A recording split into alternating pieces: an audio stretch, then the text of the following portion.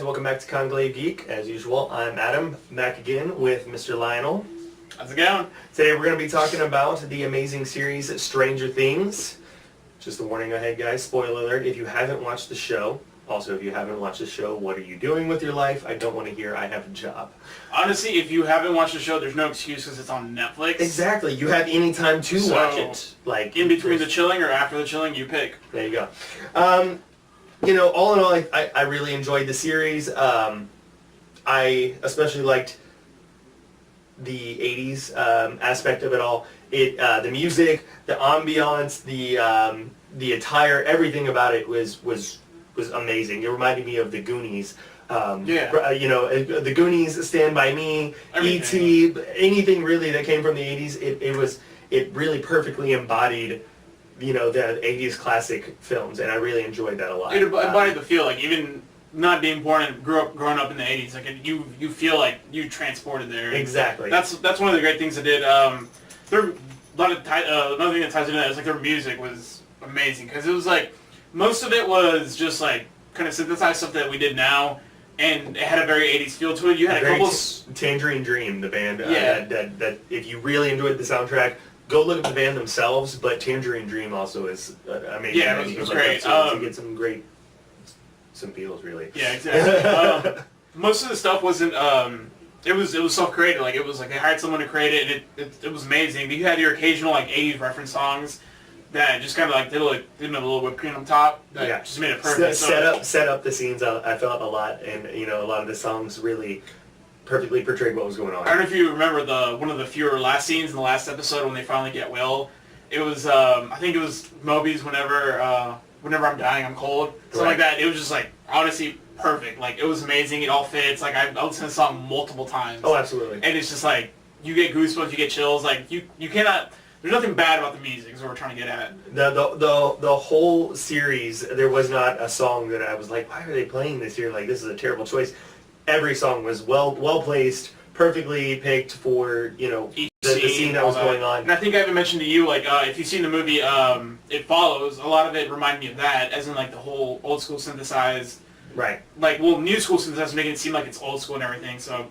I enjoyed it. It was very much like Tron Legacy, having Daft Punk play the entire album. I couldn't have picked a better band to do the soundtrack. It was, all in all, a great score. I can't wait till they release the soundtrack, which they have announced they will be releasing. I'm very excited for it. Another thing that's really good and like a lot to boast about, like the music, was the acting is actually really good. Most of it, if you haven't seen it, you're just watching the spoilers because why not? It's mostly about 4 kids, and honestly, all 4 of them do a great job. Oh, absolutely. Like it's like these kids, like junior high kids, are like you don't have one performance that's kind of weaker than the other. But all of them, like, knock it out of the park. The chubby one with the no teeth? Oh, he's the best one. Yeah, he's the best one. He's your chunk the entire time. Yeah, like, exactly. Like, yes. I really, branching off of that, the storyline and the character development was great. For being an 8-episode series, I felt very immersed in the storyline, the characters, like, Will goes missing in the first episode, and automatically you're like, oh shit! Like you've in the very first episode, you've already gained enough to where you're like, oh no, okay, like, well, what's gonna happen? Yeah, what happened to him? Now I've got to know. Also, you're seeing these 3 friends, you know, looking for their best friend, you know, not knowing where he went, what's going on, as well as his family freaking out. You know, you felt there with it. Yeah, like, you were along with him on the ride. Exactly. And then, you lost your friend as well. Yeah, and then another great thing about this is like. I feels like none of the episodes were slow. Like you always got one action scene in an episode that it all builds up to that scene, and you're just like lots of plot development throughout the episodes as well as action placed. Yeah, exactly. It was, you know, it wasn't where an episode was like, this is a filler because we got to throw all this information at you. Yeah. They had a perfect amount of this is what you need to know, this is what you need to question, and I enjoyed that. Exactly. Yeah, I felt it was very, very deep in mystery. The creatures were very, very intriguing. Yeah, the Demogorgon. It reminded me a lot of Pan's Labyrinth. The pale thing with the hands for eyes. That thing creeped me out so much during that movie. Yeah.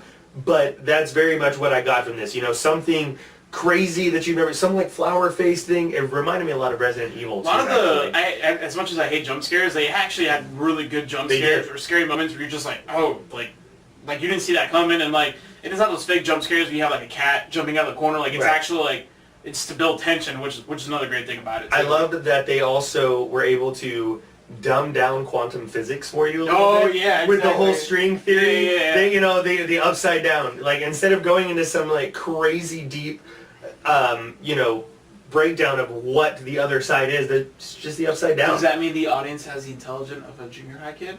I think that's kind of what they wanted to give you. With, right? They wanted you to feel like a kid, you know, not knowing what was going on. And I loved that they gave it, you know, the name the Demigorg after they were playing, you know, Dungeons and Dragons. Because, like, you know, because if it was something modern day, like you name it after like something like you see a lot or games you play a lot, like a creeper if you play Minecraft or anything. Right, like exactly. It wouldn't have been as funny because, you know, it's a pop culture reference versus something back then. Yeah, exactly. D&D unfortunately is not played by millions of nerds everywhere. I feel like nerds have grown out of that and we have tons of other things to distract us. Pokemon Go, Pokemon, Xbox, etc. Go on forth. Yeah.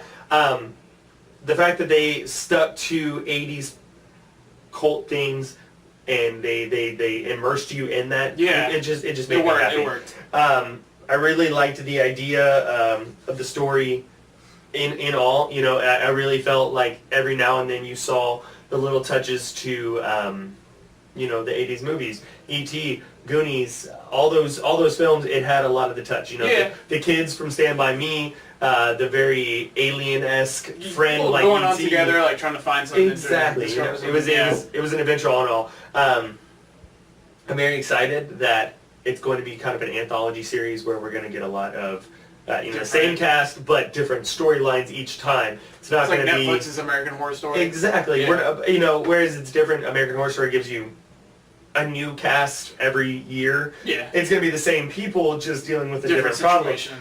I'm really excited to see, is 11 alive or did 11 kind of phase into the Speed Force, you know, from using the powers too much? Also, Hopper, the cop, you know, he gets in the car with the government agents and drives away at that one point. And, you know, what did he learn? You know, what is he a part of? You know, now what does he know? I think that kind of ties into, like, one of the few problems I had with it. It was, like you want to know. Yeah. Like, if this is going to be an anthology series, it's like, it sucks that you can't, like, they left you with that question, like, well, what happened? Like, why is this happening? Why is that happening? Why is he talking to them? And which is kind of good at the same time because like you want to leave the audience with that like, nah, we ain't gonna tell you, and like it's kind of like, you know, salivating, wanting more. I don't know if you mind me going into my only nitpicks about it. No, I mean, absolutely. And it's not like it's anything bad. It's just me like as great as this was, like a lot of the problems I had with it was I heard a lot of people talking about it beforehand. And they told me, like, watch it, and that was me. One of them. And then one of the things was, it wasn't really anything original to me. Like, I've seen a lot of this. It was like, you know, the whole kids hiding someone in their basement. It was like a lot of E.T. And then, like, it wasn't, everything was kind of cliche. And then some of the tweaks were, like, more modern day. Like, it was, like, sci-fi, but yeah, you're more into horror and kind of mystery and all that. And that was really cool, but I really wish it was like in the day where we're getting like a lot of reboots, a lot of remakes and all this. I was striving for something original and unique, and to me that's where it only kind of failed. Like I know you want to do callbacks to this and that, and you respect all that good, you know, film from back in the day, but it was like, oh, like you wish like they would have done something original. Right. And see, to me, I enjoyed how they almost did try to reboot the 80s, but at the same time, they did it how it should be done. Yeah, that's true. Like, you know, they were like, we're going to take these things from 80s cult classic movies and we're going to put it into a show, but it didn't feel forced upon you. It was very natural. Yeah, it flowed very well. Subtle. It flowed very well for being kind of a reboot for the genre, you know, if you will, the 80s sci-fi. Yeah, if they continue with that, yeah. That's what I really enjoyed about it. I think Winona Ryder played a great basic 80s mom. Like, she played it perfect to the T. You know, like you said at some points in time, there was she went a little bit off the chain. She went a little bit off the chain, but you know, she did good. I thought she did a really good job. I'm excited to see the progression of all the characters in the next seasons to come. Yeah, I really hope this continues on, you know, for a few years because I really enjoyed it. Netflix has brought me numerous good shows. If you guys haven't watched Sense8, it's an amazing Netflix series. watch it. I was immersed after They're pretty good stuff, pretty much. They are. They're doing good. This isn't sponsored either, so and the fact that they really don't have anybody telling them what to do, kind of.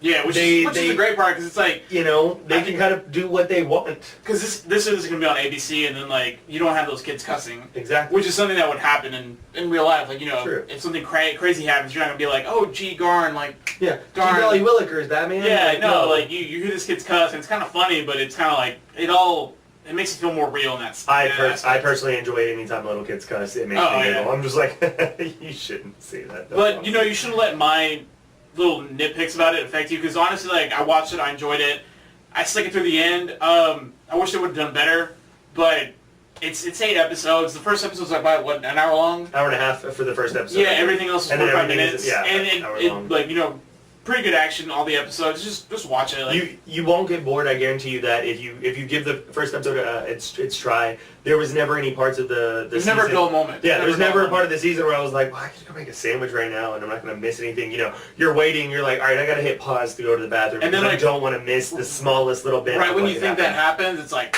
shit hits the fan. Exactly, it's like, exactly. Crap. It leaves you wanting more. I personally can't wait for the second season. If you've got, you know, if you're looking for a TV show to binge until your next TV show comes back on this fall, yeah, exactly. Go for it. I personally can't wait for Arrow slash Supergirl on CW. I'm really excited for a lot of the fall's TV shows that are coming back. Everything's going to be amazing. All my shows are coming back, and we'll no longer have to, you know, scrounge for TV shows to binge watch. I tried watching a bunch of shows that end up on Netflix, the ones that are like one season long. You're like, oh, how bad can they get? They can get bad, guys. Yeah. Don't fall into the Netflix hole.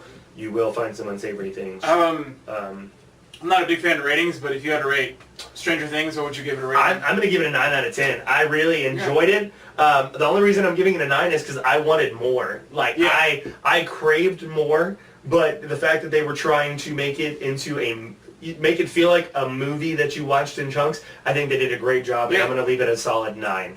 I think, you know, don't get me wrong, the one point I take away is merely for the fact that I'm greedy and I wanted more and more and more to watch because I'm a binger on Netflix. Yeah. But it's a great show. Watch it. It's good for kids and adults, really. I mean, I think kids can get into it as long as your kids can handle a little bit of a jump scare. Well, as long as you don't mind your kids hearing a little bit of cursing here and there. So. I mean, it's nothing you're not going to get out of your kids watching most of things on TV nowadays. Yeah. So, you know, check it out. Make sure you guys are checking out Press Play reviews for all of their new reviews. I know they did the Sausage Party for this last weekend's. Have you seen it? I have not yet. I'm going to go see it hopefully Monday or Tuesday. I'm really excited, especially for a 12-minute orgy scene that I've heard is in there. I'm really excited to see how that goes. But guys, check it out, and thanks for staying tuned. See you next time. Bye.